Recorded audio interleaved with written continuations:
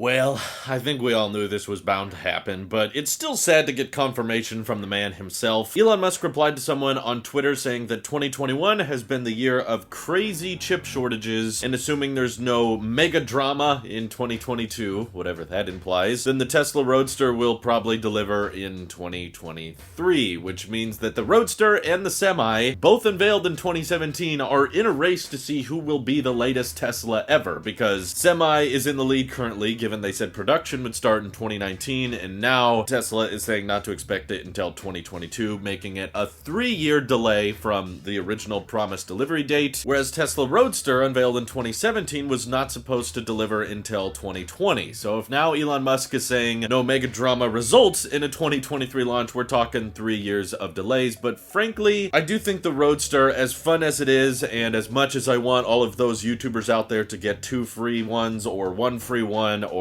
half a free one, all of the people who have earned Roadsters through the referral program, I'm sorry, you've probably been waiting a long time, and hopefully you have now an extra year of saving to do so that you can make sure you can afford to pay the taxes on your free Roadster, which is going to be around $80,000. The main goal Tesla set out to achieve with the Roadster has kind of already been achieved through the Plaid Model S. If you go back and watch the original Roadster unveiling, the primary reason Elon Musk was interested in doing it was because he wanted to give the ultimate smackdown to gas vehicles, and he wanted proof that an electric vehicle could just be the best car in the world without question, so this would be substantially cheaper than $1 million hypercars. This would have far better range than gas cars, way better acceleration that cannot be matched. And the big acceleration time they were boasting about when they unveiled the Roadster was the 0 to 60 in 1.9 seconds, and now we're seeing those achievements being reached with a 4-door, 5-seater family sedan for $130,000 instead of $200,000, and we've yet to see an EV with a range over 600 miles, but I think that next year Tesla is going to be ramping production of the Cybertruck, and that's going to be showing, probably an $80,000 to $70,000 pickup, getting over 500 miles of range, and it's full electric. So basically, the point of changing the narrative with EVs, I think, has already been made, and other $1 million electric hypercars are even trying to one-up the Plaid Model S. So at the end of the day, Tesla is battery constrained, and that's what their focus is on right now, is figuring out how to ramp 4680s and figuring out how to get more batteries built so they can sell more vehicles and hopefully make EVs more affordable, because I think that point is one that needs more attention right now. Can you make a compelling electric vehicle with good range, good charge time, and high cycle life, and have it be the price of gas vehicles, maybe even cheaper? That's probably what's going to convince more people to switch to electric than finding out there's some $200,000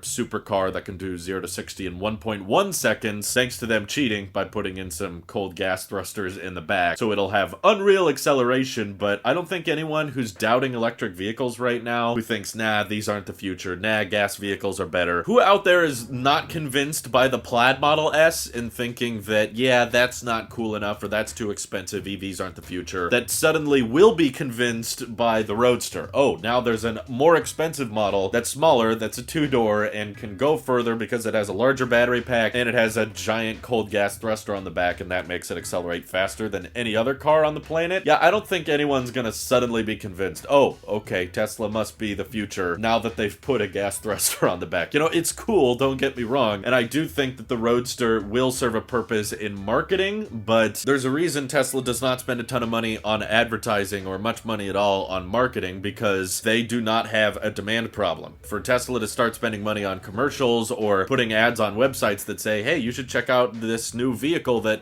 Tesla just introduced with great range and a low price, they're not doing that because they cannot build enough vehicles to meet orders already, and that's really all the Roadster is good for. It's not going to be replacing a large number of gas vehicles on the road, so in that sense, it doesn't necessarily transition the advent of sustainable energy very quickly, and all it really does is put Tesla's branding and put Tesla in more headlines and on sports car YouTube videos, and let people know that, hey, Tesla makes the fastest production car in the world, and no one else is really able to top that. But like I said, I think the Plaid Model S is kind of already doing that for Tesla, and it allows them to reuse a lot of their pre-existing assembly lines. It allows them to reuse a lot of their 1865 battery cells that they're already buying from suppliers. So basically, Tesla found a much more cost-efficient way to prove the same point that the Roadster was going to prove. And now, if Tesla does go forward forward with producing the Roadster, which, given the number of delays it's faced, I would kind of understand why they would consider scrapping it entirely, but there would definitely be a lot of bad PR and a lot of backlash around that, so I guess I'm grateful to still say that the Roadster is happening, and Elon Musk seems to be on the same page of like, yeah, we're going to do it, we just gotta focus on everything else first. But yeah, honestly, from a business perspective, it makes far more sense to reuse your old manufacturing line, and Tesla did say on an earnings call that it's actually cheaper to build the refreshed Model S than it was the Raven Model S's in 2020, so the fact that they're charging now $130,000 for the Plaid Model S, and they've probably saved a bunch on manufacturing with this new design, that means that the profit margins are super duper thick. They can build these at much more massive scale. Plus, of course, the argument could be made, the Plaid Model S, while it may not be as crazy fast as the Roadster will be or have the insane range, it's still probably far more practical, let's be honest. You know, you can take your family in that car, you can move stuff in the back with it, and you've still got crazy acceleration that is probably much more than any average consumer needs, and it's still enough to smoke pretty much any other production car on the drag strip. So like Elon Musk said on the Joe Rogan podcast, the Roadster is dessert. Basically, because it replaces so little of the global fleet, and because it acts as purely advertising for Tesla, it's just a different format of it. Instead of making a cringy commercial or putting ads on a website, you make a super duper impressive car that gets a lot of people talking about your brand. But at the end of the day, Tesla doesn't really need more people talking about them right now. I think they got enough attention as is. So basically, my running theme here is it's sad, and I'm disappointed to find out we've got to wait another 2 years before the Roadster happens. But from a business perspective, it makes complete and total sense. How do you guys feel about Roadster being delayed? How upset would you be if they scrapped it entirely and just said it's not happening? Or do you think Tesla should just do it in super limited production? Only make enough for people who earned credit towards one through the referral program, and then after that, just get rid of it because it's maybe a waste of time. All that good stuff. Let me know what you're thinking. Thank you all for watching. Hope you have an excellent rest of your day.